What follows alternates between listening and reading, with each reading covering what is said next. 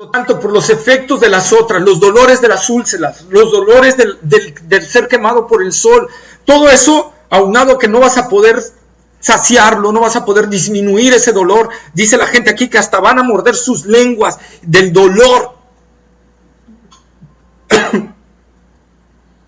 ¿Sí? Y van a blasfemar contra el Dios del cielo por sus dolores y por sus úlceras. Ahí es donde viene lo que les decía. Esta plaga es para aumentar los juicios que ya vinieron en las anteriores dos.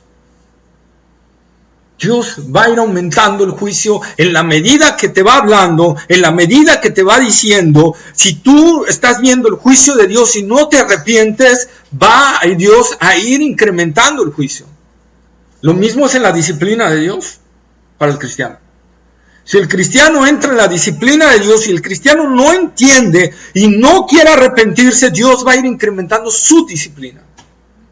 Y puede llegar al punto de quitarnos la vida, antes de lo que Él tenía predicho. Entonces Dios puede quitarte de su propósito. Dios puede quitarte de muchas cosas.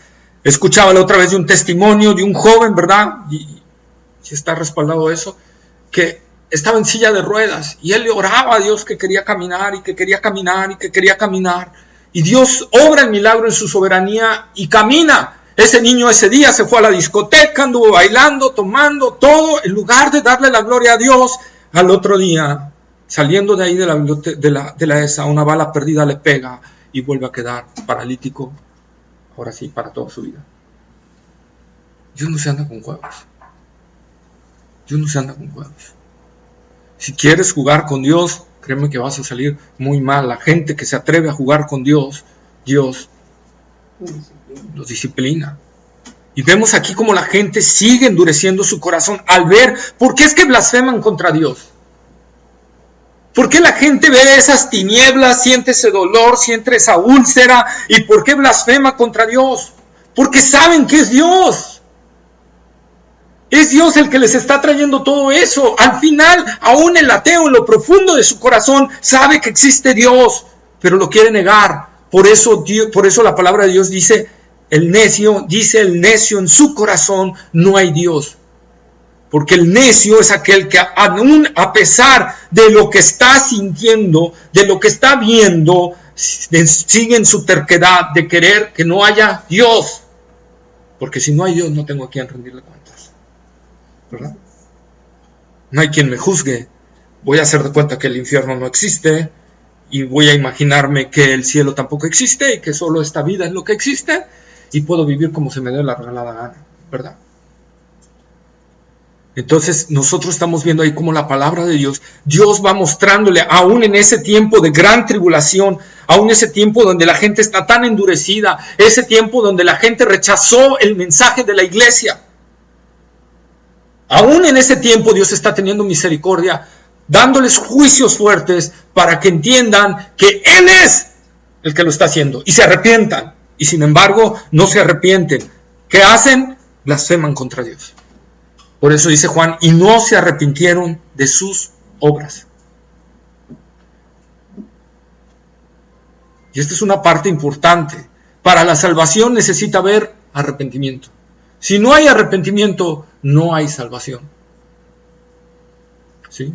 Por eso, como les decía a algunos hermanos, no podemos predicar, hermano, ven a Cristo y te va a quitar tus sufrimientos. Hermano, ven a Cristo y va a arreglar tu matrimonio. Hermano, ven a Cristo, amigo, ven a Cristo y tu vida se va a componer. Esa no es la predicación del Evangelio. Lo que la gente necesita conocer es que necesita un Cristo que lo salve de sus pecados. Que lo salve de lo peor que puede haber en este mundo, que es el pecado, contra lo cual Él no tiene ninguna fuerza. Por eso necesita un Salvador, porque Él no puede porque ama su pecado. Ama su vida pecaminosa, ama su forma de andar, le gusta ser así, rebelde contra Dios, él por naturaleza. Es como la naturaleza de un león, le gusta matar, ¿verdad? Le gusta escabullirse y le gusta su naturaleza. No podemos juzgarlo por eso, ¿verdad? Pero asimismo en la naturaleza de nosotros tenemos una naturaleza desde la caída de Adán, una naturaleza pecaminosa.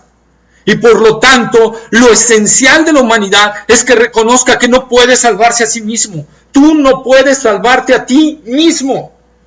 Por eso la salvación no es por obras. Por eso la ley no pudo salvar a nadie. La ley tiene un cierto poder santificador. La ley, si alguien la pudiera cumplir, se podría salvar. Pero no hay un ser humano que pueda cumplir la ley. Ni uno solo. Porque la ley no solo son actos externos, la ley también habla de actos internos. Por eso Jesús dijo, no solo es el que comete el acto sexual, sino el que codicia, también está infraccionando la ley. El que codicia a una mujer en su corazón ya adulteró, dice el Señor. No es solo decir la mentira, es que la hayas maquinado ya acá y ya fallaste a la ley de Dios. No solo que le pegues de tiros a una persona, es desearlo en el corazón. Desear que muera. No es solo... ¿Qué más se les ocurre? Robar. Planearlo. Ya quebrantamos la ley de Dios con eso. Por eso Jesús nos vino a explicar perfectamente lo que era la ley de Dios. Por eso no hay nadie que la pudiera cumplir. Había gente que la podía cumplir externamente, pero internamente, nadie. Y por eso necesitamos un Salvador. Y por eso, como dicen ahí los hermanos, por eso, ¿verdad? Unos pastores de sana doctrina, por eso Dios no envió un estadista, por eso Dios no nos envió un consejero, por eso Dios no nos envió un psicólogo, por eso Dios no nos envió, ¿verdad? Un doctor. Nos envió, ¿qué? Un Salvador. Que es Cristo el Señor. Porque necesitábamos a alguien que nos salvara de nuestra terrible naturaleza, de nuestra propia maldad, de nuestro propio pecado. Y no se arrepintieron de sus obras, ¿verdad? Las tinieblas, ¿verdad? Nos hablan y nos hace recordar. ¿Alguien se acuerda de algo en el Antiguo Testamento que hubiera tinieblas? Antes de que Dios hiciera la luz. Uh-huh. Antes de que viniera la creación, ¿verdad? Génesis 1:1 y versículo 2, ¿verdad? Otras tinieblas que hayan venido sobre la tierra. En las plagas de Egipto, ¿verdad? Tinieblas donde los egipcios andaban palpando porque no podían ver nada, ¿verdad? 3 días de oscuridad, ¿verdad? Y lo más glorioso sobre el pueblo de Israel, sí había luz. Sobre los egipcios, tinieblas, ¿verdad? Dios probando todo esto. Dios probando que a su pueblo, Él lo reserva. Por eso su iglesia va a ser quitada. Los días de oscuridad sobre la tierra vendrán sobre toda la humanidad, ¿verdad? Y la tierra, y precisamente esto nos habla, ¿verdad? Cómo esta gente, al igual que en las plagas, ¿verdad? ¿Qué pasó con los egipcios? ¿Qué pasó con Faraón? ¿Se arrepintió al ver las plagas? No, dice la palabra de Dios que endureció su corazón.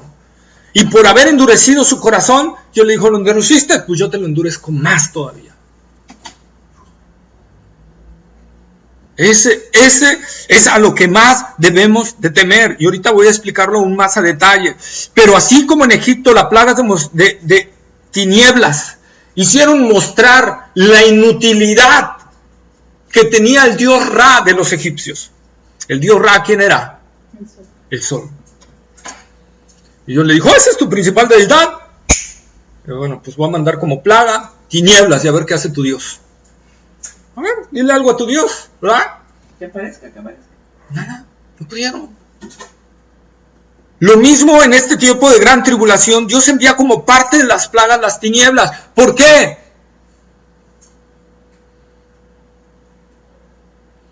Acuérdense de los milagros que hizo el falso profeta. Hasta hizo descender fuego del cielo, ¿verdad?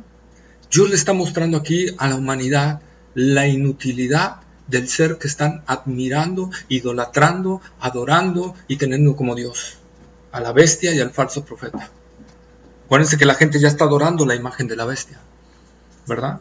Entonces Dios les envía tinieblas para que vean que al Dios que están adorando no les puede solucionar su problema. Lo más increíble es que la gente está viendo que su Dios no puede solucionar su problema, ¿verdad? Está viendo que el Dios que está enviando todo eso es más poderoso que el Dios que tienen, que están adorando, y al contrario, blasfeman contra ese Dios y siguen sirviendo al Dios falso.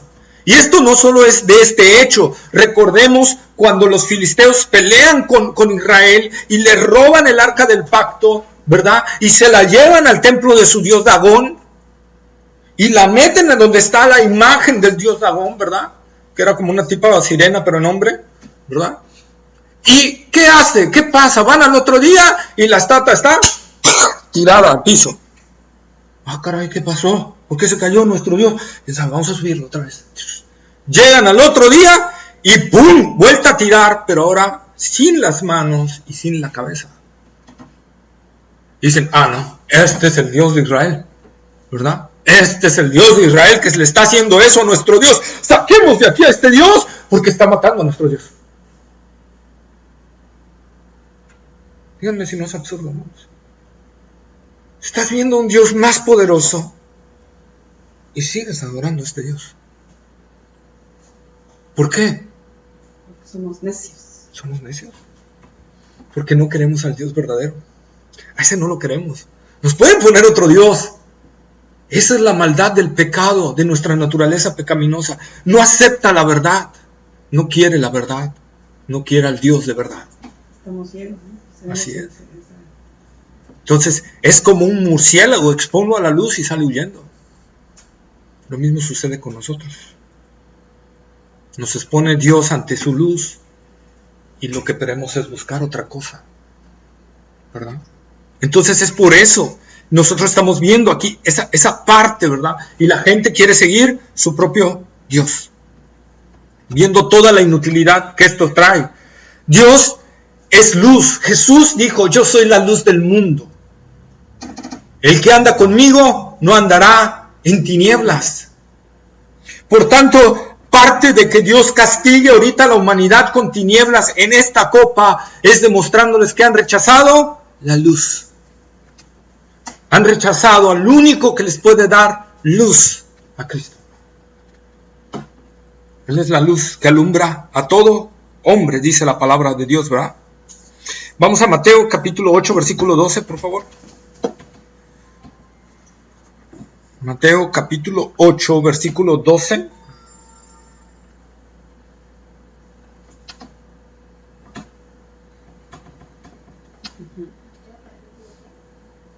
Ocho, 12.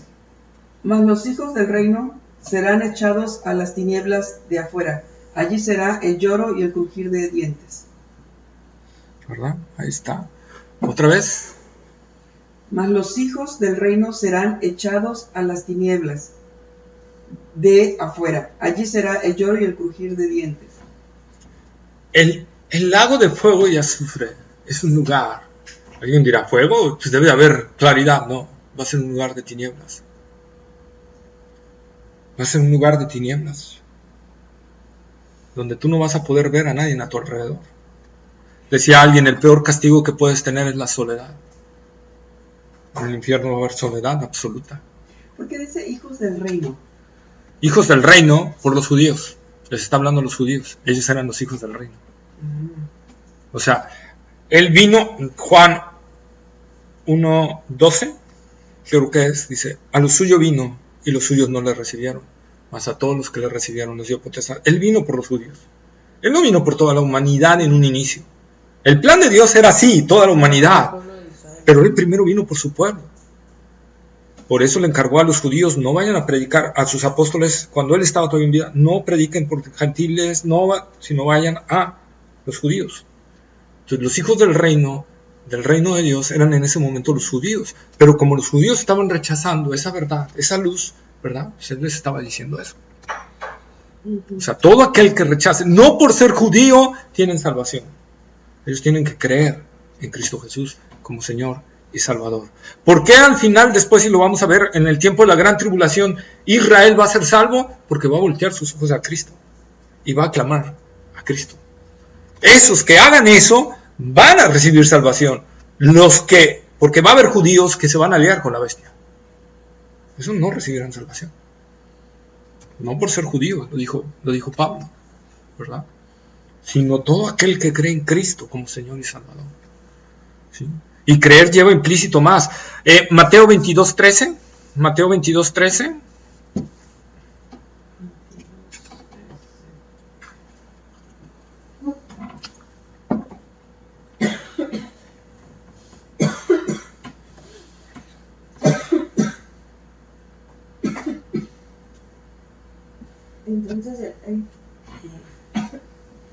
Entonces el rey dijo a los que servían: atarle de pies y manos y echarle en las tinieblas de afuera. Allí será el lloro y el crujir de dientes.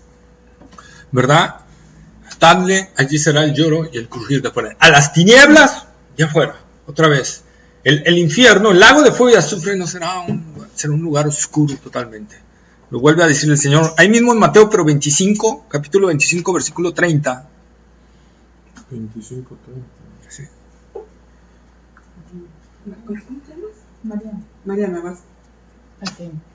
Y el siervo inútil echadle en las tinieblas de afuera, allí será el lloro y el crujir de dientes. Lo sigue repitiendo, lo sigue repitiendo, lo sigue repitiendo. Jesús está enseñando que ese lugar va a ser de tinieblas.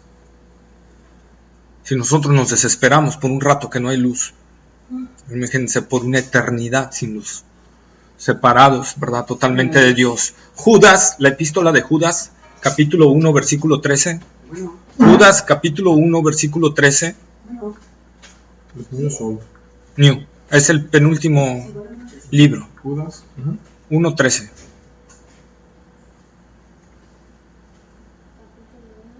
Versículo 13.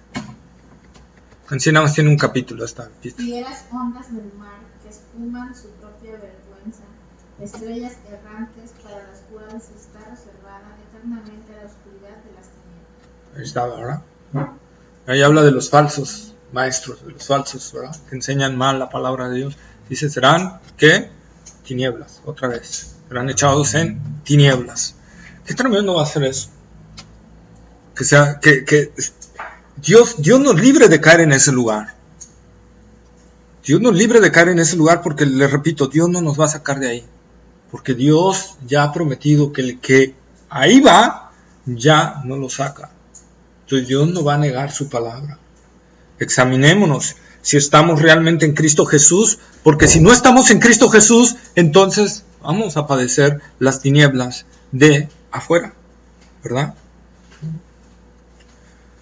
Vamos a padecer esas tinieblas. El Dios del cielo, porque dicen ahí, blasfemaron contra el Dios del cielo. Este nombre marca a Dios como el soberano, ¿verdad? Y en contraposición del Dios de este mundo. ¿Quién es el Dios de este mundo? Satanás. Satanás, ¿verdad? Satanás es el Dios de este mundo. Primera de Juan, capítulo 5, versículo 19. 5:19.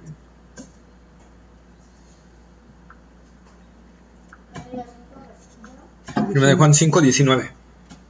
Sabemos que somos de Dios y del mundo entero está bajo el maligno. Sabemos que somos de Dios y el mundo entero está bajo el maligno, ¿verdad?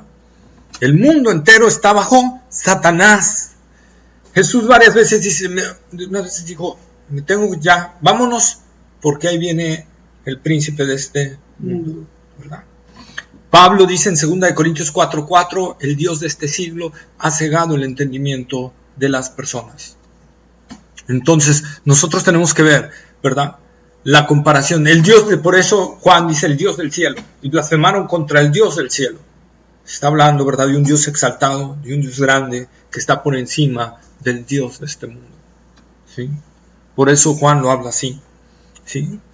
Dice, el día de Dios, ¿verdad? Es día de oscuridad, dice la palabra de Dios. Veamos Amós capítulo 5. Amós es Antiguo Testamento. Después de Daniel, Oseas, Joel, Amós, Abdías. ¿Amós qué? Capítulo 5, versículo 18. Hay de los que desean el día también que veis este día de Jehová será de tinieblas y no de luz. Ahí está, ¿verdad? Y el versículo 20, por favor, ahí mismo. No será el día de Jehová tinieblas y no luz, oscuridad que no tiene resplandor. Ahí está, ¿no? O sea, el día de Dios va a ser así. Esto es ya simbolizando que el día de la venganza de Dios ya está a las puertas, estos días de tinieblas. El retorno del Señor ya estaba cerca. Dios les está anunciando eso. Y todo está escrito en su palabra. La humanidad no tendrá. Ahí mismo en Amós capítulo 8, versículo 9. 8:9. Dice: acontecerá en aquel día, dice Jehová el Señor, que haré que se ponga el sol a mediodía y cubriré de tinieblas la tierra en el día claro. Ahora, otra vez. Y no solo Amós profetizó sobre esto. Joel capítulo 2, versículo 2. ¿Joel es antiguo? Antiguo. Joel 2:2.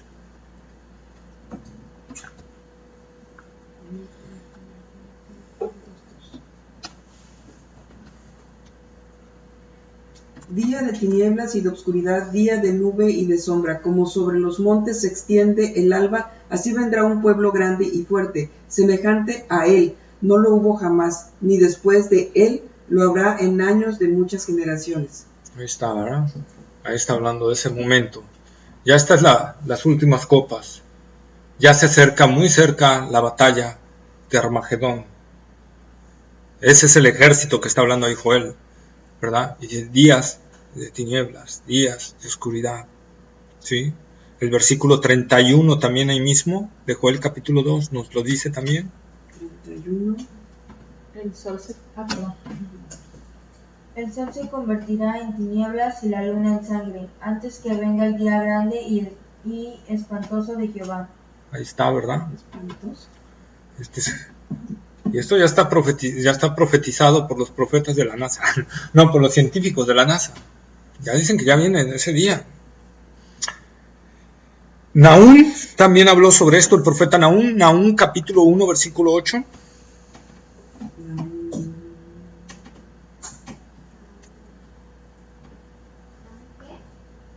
Nahum capítulo 1, versículo 8. Mas con inundación impetuosa consumirá a sus adversarios, y tinieblas perseguirán a sus enemigos. Ahí está. Entonces está 3 profetas diferentes y aparte Juan hablando de este día. ¿Sí? Y aparte los hechos científicos.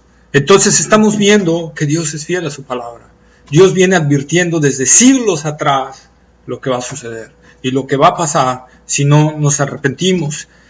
Y la enseñanza que nos da precisamente esta copa para nosotros es que si nos endurecemos al mensaje de Dios, lo que Él ha hablado en nuestra vida, Dios puede endurecer nuestro corazón y puede dejarlo a la merced de nuestra propia pecado, de nuestra propia necedad. En el caso del impío vamos a ver Romanos capítulo 1 versículo 21 al 28. Romanos capítulo 1 versículo 21 al 28. Romanos 1. Romanos capítulo 1 versículo 21 al 28.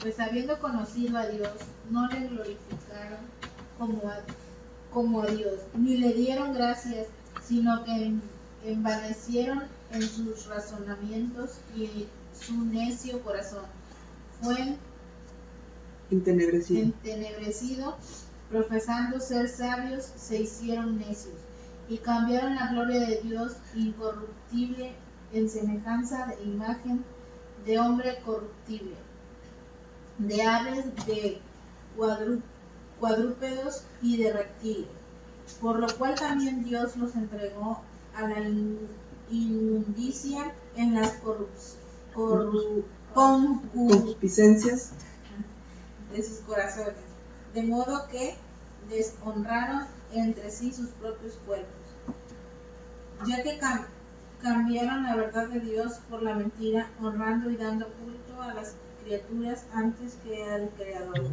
el cual es bendito por los siglos. Amén. ¿Verdad? Fíjense ¿cuántas veces Dios los entrega?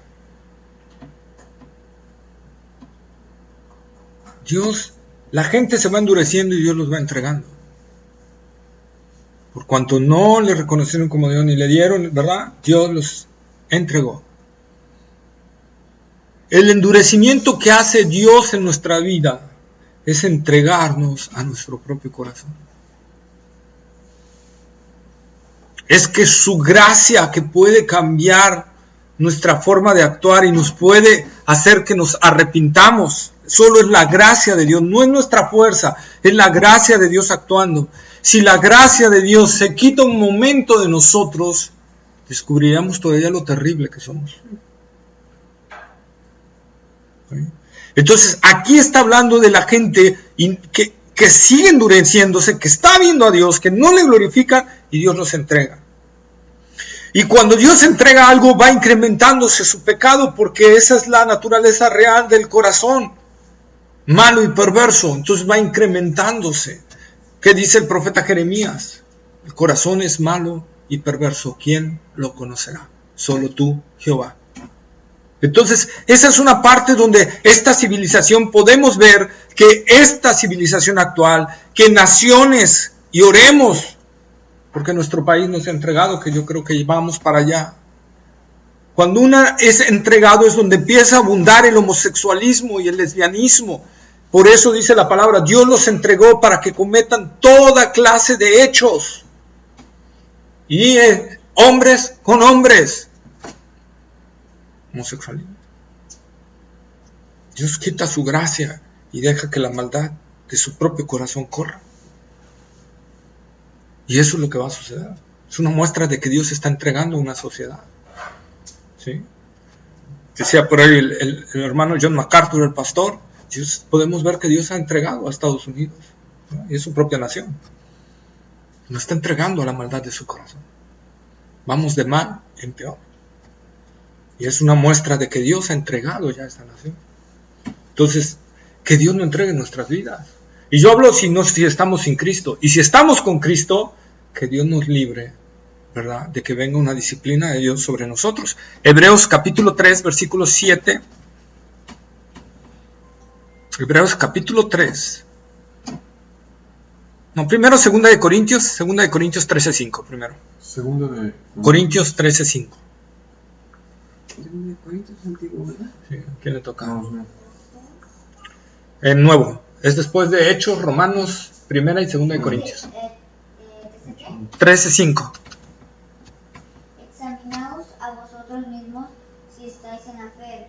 Probaos a vosotros mismos. ¿O no os conocéis a vosotros mismos que Jesucristo está en vosotros, o menos que estéis reprobados? ¿Verdad? A menos que estéis... Pablo le está diciendo a la iglesia de Corinto, hermanos, examínense. Examínense si están en la fe. Examínense realmente si su fe es auténtica. No vaya a ser que creyendo que son, no son. Pablo le está hablando a una iglesia cristiana. ¿En nosotros hay la certeza que somos de Cristo? ¿Tú puedes decir que eres de Cristo? ¿Tú puedes decir que Cristo habita en ti realmente? Esa es la pregunta que tenemos que hacernos, examinarnos. Yo puedo decir, Cristo realmente está habitando en mí porque puedo ver su obra en mi vida, ¿verdad? Hebreos capítulo 3, ahora sí, Hebreos capítulo 3, versículos 7, ahí sí van a ser varios, 7 al 19. Hebreos capítulo 3, versículos 7 hasta el 19. Por lo cual, como dice el Espíritu Santo, si oyereis hoy su voz, no endurezcáis vuestros corazones como en la provocación, en el día de la tentación en el desierto, donde me tentaron vuestros padres, me probaron y vieron mis obras 40 años. A causa de lo cual me disgusté contra esa generación y dije, siempre andan vagando en su corazón y no han conocido mis caminos. Por tanto, juré en mi ira, no entrarán en mi reposo. Mirad, hermanos, que no haya en ninguno de vosotros corazón malo de incredulidad para apartarse del Dios vivo. Antes exhortaos los unos a los otros cada día, entre tanto que se dice hoy, para que ninguno de vosotros se endurezca por el engaño del pecado. Porque somos hechos participantes de Cristo, con tal que retengamos firme hasta el fin nuestra confianza del principio.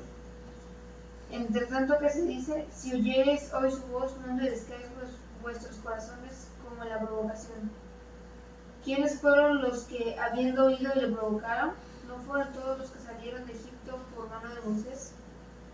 ¿Y con quiénes estuvo él disgustado 40 años? ¿No fue con los que pecaron, cuyos cuerpos cayeron en el desierto?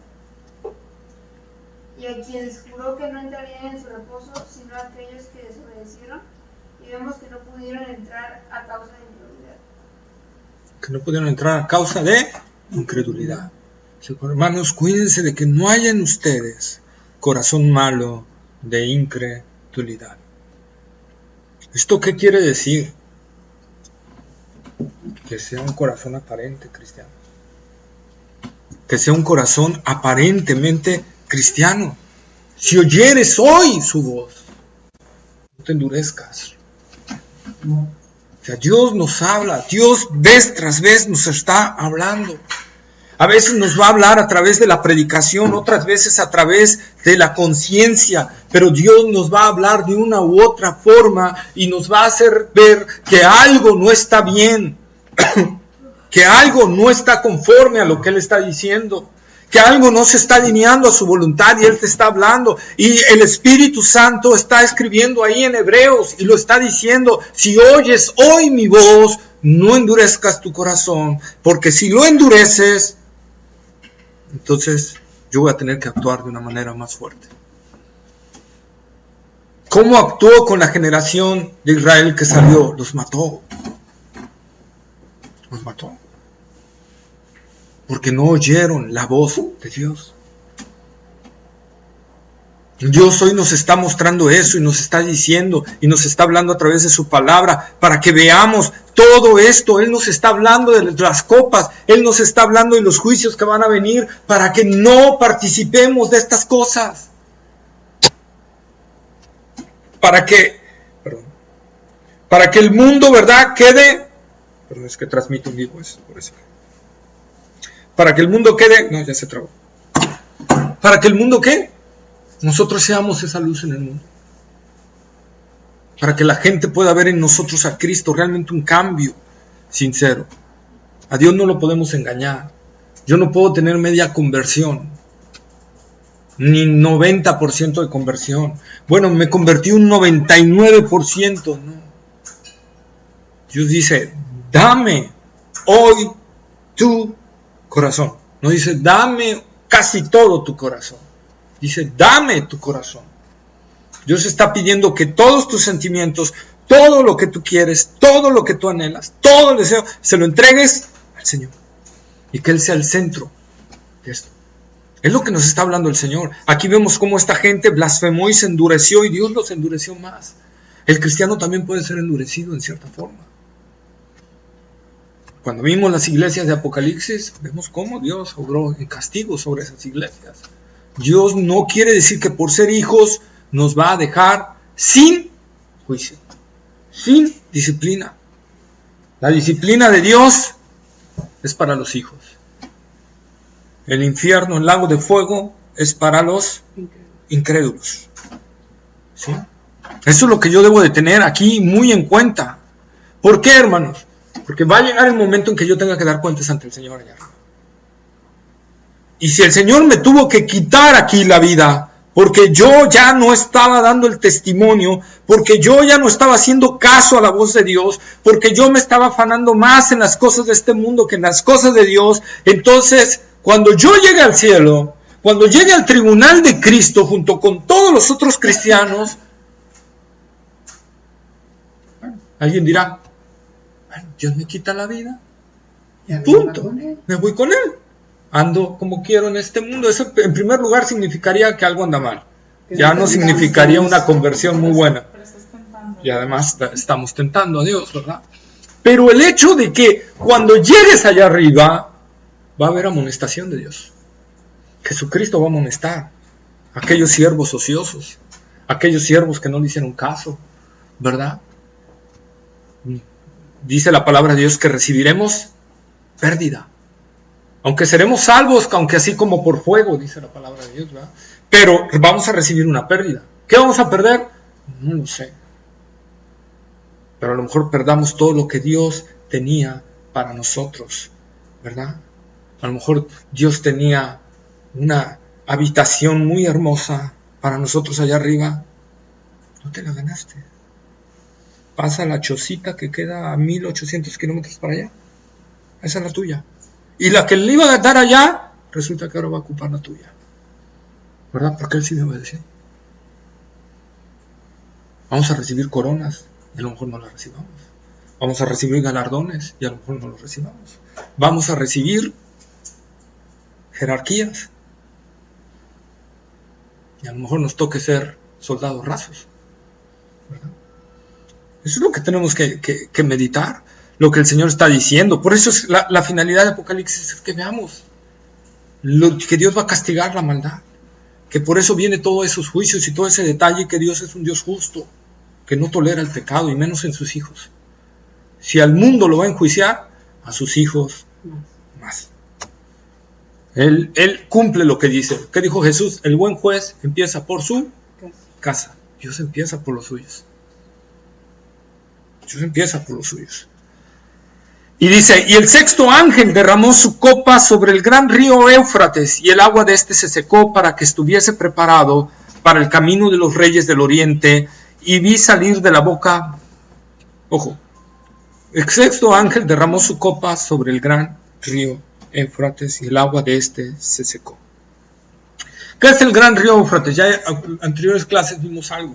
Es el río que separa al pueblo de Dios con sus naciones enemigas. ¿Sí? Ese río, ¿verdad? Ese río viene desde Rusia, es alimentado por el monte Ararat y el monte Erzurum, desde ahí viene, baja por Armenia y llega hasta Siria e Irak. O sea, es un río que tiene una extensión de aproximadamente 2.700 kilómetros, ese río, el río Éufrates. El río Éufrates está nombrado desde el Génesis, el huerto del Edén pasaba por ahí el río Éufrates.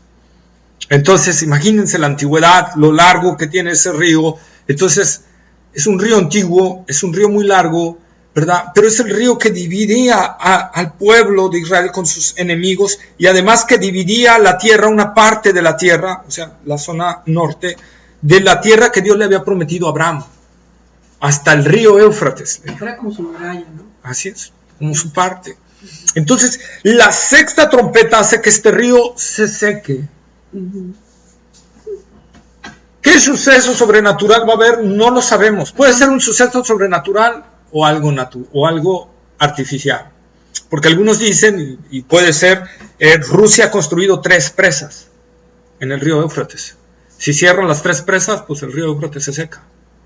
Porque desde ahí viene, desde ahí viene la alimentación de ese río. Desde el monte Ararat baja y por el otro monte. Entonces, si cierra esas compuertas y retiene el agua, pues ¿qué sale? Y se seca. Pero aquí más bien yo lo veo como un castigo. Entonces creo que podría ser algo sobrenatural que Dios va a hacer, y va a hacer que se seque totalmente ese río. Así es. ¿Por qué? Porque por ese río va a venir un ejército grandísimo de Medio Oriente, de las naciones de Oriente. Un ejército grandísimo. ¿Contra Israel? Primero va a venir contra la bestia, porque se van a rebelar contra ella y van a venir contra ella. Pero cuando la bestia que ya está sentado sobre Israel, que ya puso su trono sobre Israel, ¿verdad? Que ya los judíos fieles huyeron a los montes, ¿se acuerdan? Y que se metieron a las cuevas y todo eso, ¿verdad? Él ya está ahí en su dominio. Entonces viene este gran ejército, y ahí entra la parte del texto que dice, el versículo, por favor, 12, donde dice que salieron 3 demonios. El 13, por favor, 16-13 de Apocalipsis. Y vi salir de la boca del dragón, y de la boca de la bestia, y de la boca del falso profeta, 3 espíritus inmundos a maneras de ranas. Ahí está, ¿verdad?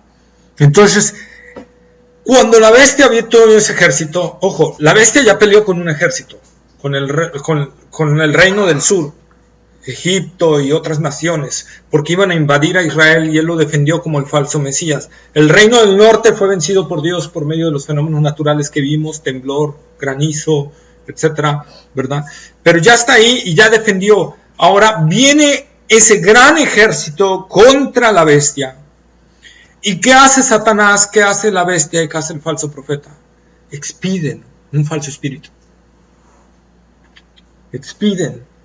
Recordemos que Satanás le dio su autoridad, su gobierno, su trono a la bestia y su poder. Entonces ambos expiden un demonio, o expiden un espíritu. ¿Para qué? Para que vayan y engañen a las naciones y las reúnan. ¿Qué van a hacer parte de este espíritu? Uno de estos va a ir con los de Medio Oriente. No sabemos si, porque un espíritu no te va a hablar directo, no sabemos si van a posicionarse sobre una persona del gobierno y esos van a ir y con todo el arte del engaño de Satanás van a poder engañar a sus reinos, ¿verdad? Porque van a hacer, dice la palabra de Dios, señales y milagros otra vez. Por eso, como les he dicho, las señales, los milagros, los prodigios no significan que Dios está ahí. Satanás los puede hacer. Y aquí lo estamos viendo.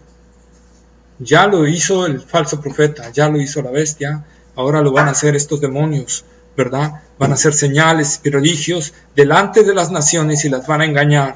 Entonces, ¿qué van a hacer estos demonios? Van a hacer que el reino que viene de Medio Oriente no combatan a la bestia, sino se unan a ella para el propósito final. ¿De qué? De ir contra Dios en una batalla. Es lo más ilógico que he visto en la humanidad, querer pelear con Dios con armamento. ¿No? Está como en Estados Unidos, que una persona demandó judicialmente a Dios. Yo quisiera saber a qué horas van a meter a Dios a la cárcel, ¿verdad? O sea, como que... Es absurdo, ¿no? Pero ellos están cegados, o sea... ¿Así va a ser? ¿Todo por través de qué? Del engaño de Satanás. Esos tres espíritus van a ir y van a engañar a la humanidad y se va a juntar un gran ejército. Entonces parte de ese ejército va a entrar ahí por el río Éufrates. Si no estuviera el río Éufrates, no podrían pasar. Toda esa cantidad de gente. Por eso hay que sacarlo. Por eso lo hay que sacarlo. Y es parte del juicio que viene de Dios. Enjuiciando a la humanidad, dándole todos los accesos para venir a pelear contra él. Así, pues orar. Te doy hasta la facilidad para que vengas, todo, ¿verdad? Y vengas contra mí. Te doy chance.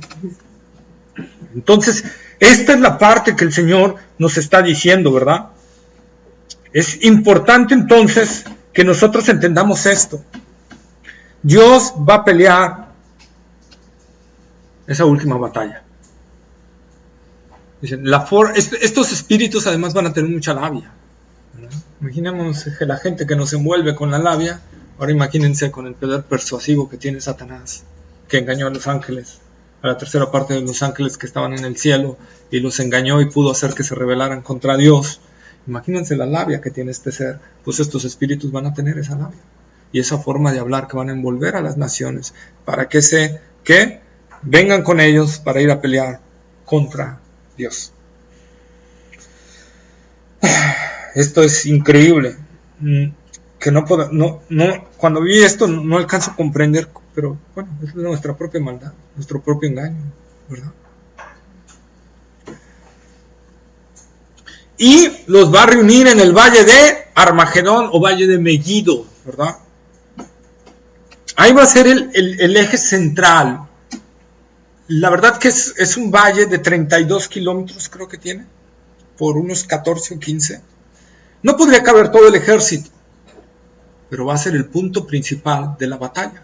El ejército se va a extender todavía todo por lo que es Jerusalén hasta llegar a Palestina. Más allá va a estar de ancho el ejército, que va a venir a pelear contra Dios, ¿verdad? A reunirse para cantarle la guerra a Dios. ¿Sí? Este valle de Megiddo ha tenido ya batallas bíblicas anteriormente. En Jueces capítulo 4 vemos cómo Barak perdió. cómo Barak peleó contra los cananeos en este valle, en el valle de Meguido. Gedeón y los madianitas también pelearon en este valle, ¿verdad? Donde Dios le da la victoria a Gedeón con las... ¿Se acuerdan? ¿Cómo le dio la victoria a Gedeón?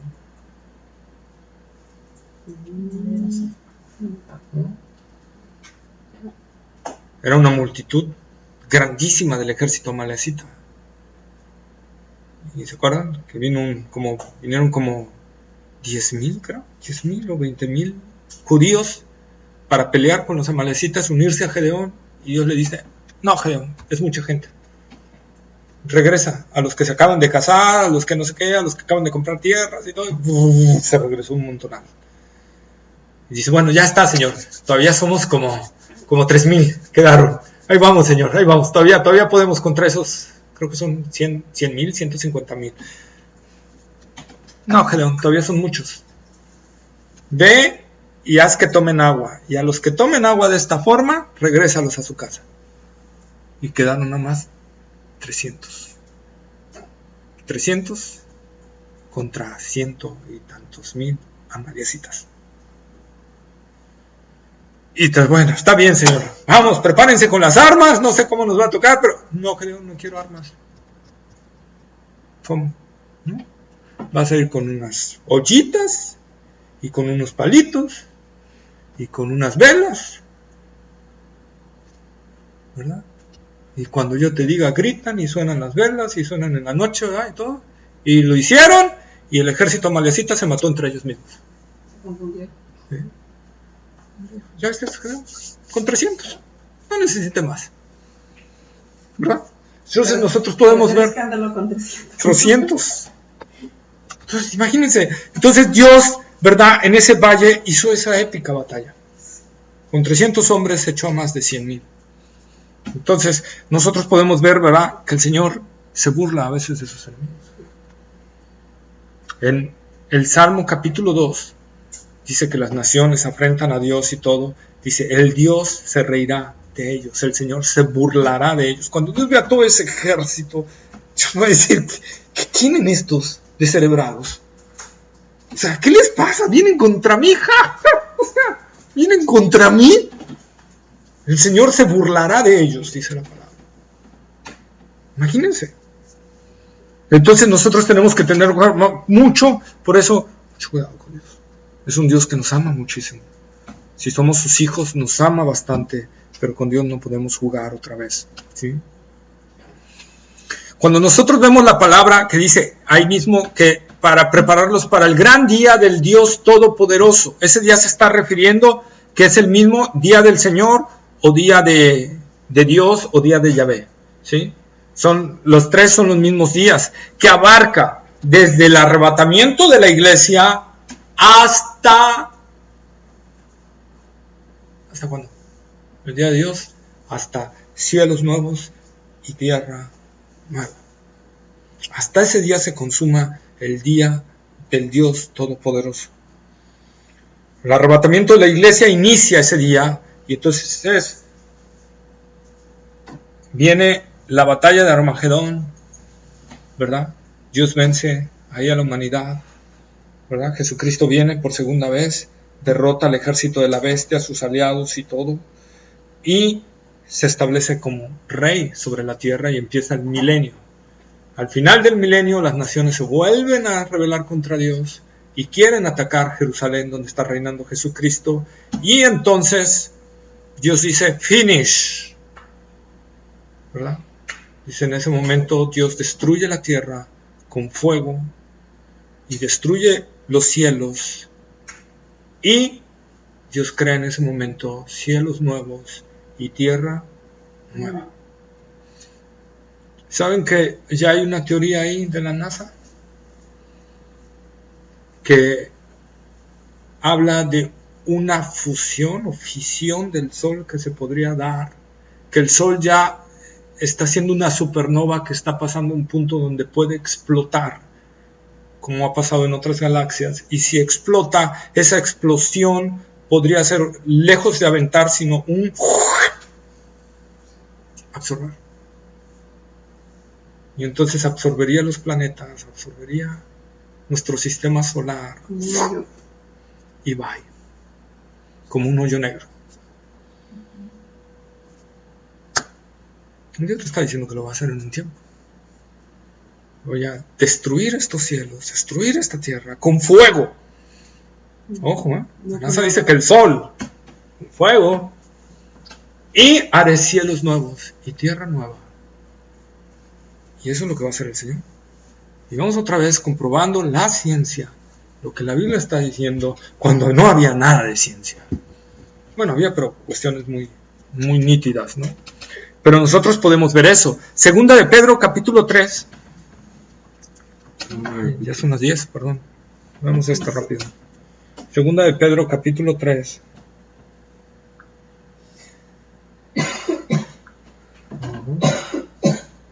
Versículos 10 al 14.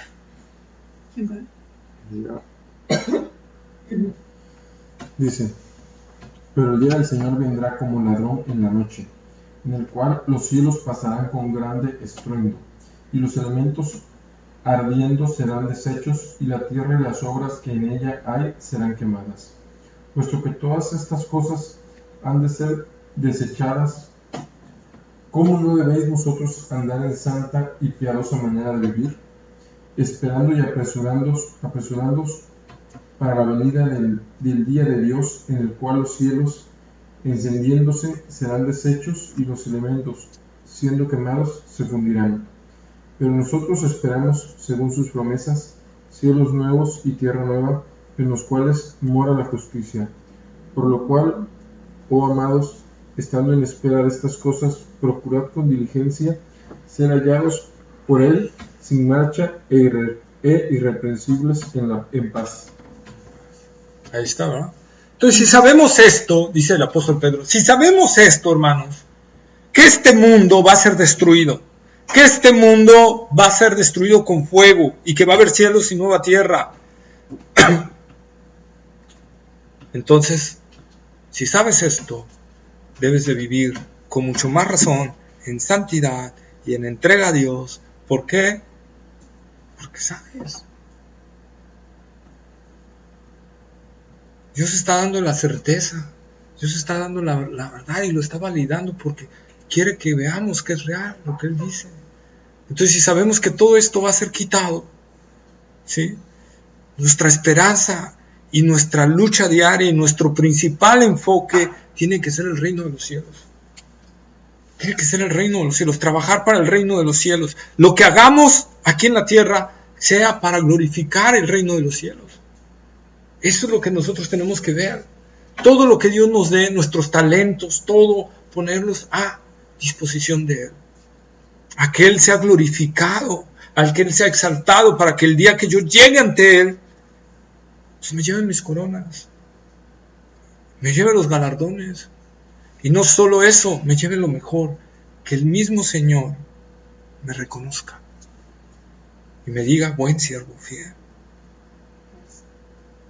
En lo poco fuiste fiel, en lo mucho te pondré. Entra en el gozo de tu Señor, a disfrutar una eternidad por los siglos de los siglos. Así como esa gente que no quiere vivir a Cristo y no quiere entregarse a Cristo y no quiere arrepentirse de sus pecados, va a vivir una eternidad en el lago de fuego y azufre, donde será tinieblas, dolor, esta plaga que estamos viendo exponencial. Va a ser ahí, por toda la eternidad, por los siglos de los siglos. Bueno, para el que no cree. Y para el que cree, una eternidad con Cristo. Pero no solo es eso. Dios me está diciendo: yo quiero darte más cosas. La salvación es gratuita. La salvación es un don de gracia de Dios. Pero los galardones, esos no. Ni las coronas. Ni la posición que tengas allá. Esas sí son. Eso sí es trabajo. Eso sí es servir al Señor. Entonces, meditemos en eso, hermanos. Vamos a orar. Buen Dios y Padre Santo, gracias, Señor, por tu bendita palabra, Señor. Gracias, Señor, porque a través de estas copas, Señor, tú nos has mostrado, Señor, que nuestra vida debe de inclinarse totalmente a ti, Señor. Que debemos en todo lo que hagamos darte la gloria, la honra y la alabanza, Señor. y anteponer tu reino a cualquier cosa, Señor. Anteponer, Señor, tu obra, tú, Señor, tu salvación, lo que tú nos has dado, Señor, en primer lugar. Porque, Señor, tú nos estás dando un reino incorruptible, que durará por los siglos de los siglos, donde habrá gozo, paz, amor, felicidad, Señor. Lo que nunca hemos experimentado en este mundo lo habrá ya, Señor. Y no solo eso, sino tú nos estás prometiendo coronas, galardones, Señor. Nos estás permitiendo, Señor, recibir aún más de lo que merecemos, pero si nos esforzamos y somos valientes en esta tierra, Señor, en apoyar la obra de tu Hijo amado, Señor. Tú recompensarás a todo aquel que honre a tu Hijo, Señor, que lo glorifique, Señor, y que busque servirle y amarle, Señor. Que busque, sobre todo, no servirle por ambición, Señor, sino por amor a Él. Será grandemente recompensado eso, Señor. Gracias, Señor, porque podemos ver, Señor, que tu gracia nos ha librado, Señor, del juicio eterno, de ese terrible lugar de tinieblas, Señor. Que esto nos haga meditar y nos haga, Padre, mediante tu gracia, Señor, ocuparlo para adorarte mejor, para servirte mejor en gratitud, en amor, en reverencia a ti, Señor. Que a ti te ha placido, Señor, por tu gracia salvarnos. Que a ti te ha placido, Señor, por tu gracia, Señor, quitar este corazón de piedra y darnos un corazón de carne, que te ame, que te busque, que se arrepienta, Señor. Obra en nosotros, Señor. Obra en nuestras vidas y ayúdanos a ocuparnos, Señor, en esta salvación con temor y temblor, porque tú eres el que produces en nosotros tanto el querer como el hacer, Señor. Ayúdanos a ocuparnos en todo nuestro peregrinaje en esta tierra, Señor, en una vida que te adore, que te glorifique, que exalte a Cristo, que le dé la gloria a Él, Señor. Una vida, Señor, de amor, de entrega y de pasión, Señor. Una vida de hablarle a las almas, Señor, que no te conocen, Señor. Hablarles de la necesidad de la salvación, Señor. Hablarles con amor y con urgencia y con desesperación quizás, Señor, porque es tan corto el tiempo que resta, Señor. Y las almas necesitan oír tu palabra, Señor. Ayúdanos, Señor. Suple todas las necesidades. Bendícenos, Señor, pero no para enriquecernos, Señor. No para buscar más sitios de honor, sino bendícenos en gran manera, Señor, para apoyar tu obra, Señor.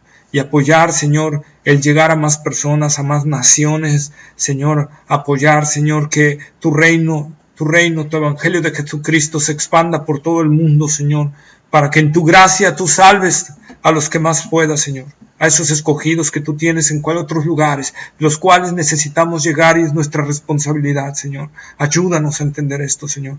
Pido tu bendición sobre nuestros trabajos, Señor. Pido, Señor, que por tu gracia nos des un corazón, Señor, misericordioso, un corazón dador, un corazón administrador, Señor, de los bienes que tú nos das, Señor, para la gloria de Jesucristo, que todo lo que hagamos glorifique tu nombre, Señor, que sirvamos al huérfano, que sirvamos al pobre, que sirvamos a la viuda, que sirvamos al necesitado, Señor, que en todo y para todo estemos complacidos en ti, Señor.